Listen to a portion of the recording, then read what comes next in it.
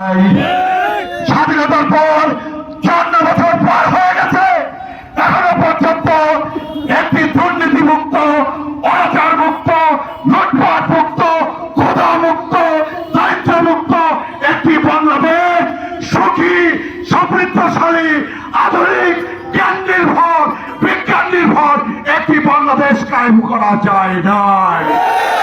আজকে তাই ওই 1971-এর পরে যখনই গণতন্ত্র বিপন্ন হয়েছে, যখনই গণতন্ত্র ধ্বংস করা হয়েছে, তখনই জিয়াউর রহমানের আবির্ভাব ঘটেছে।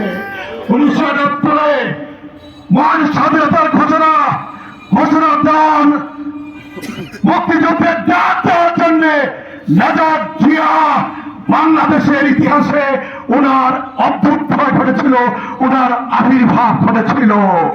ওই চট্টগ্রামের কারখানা দাদা কেন্দ্র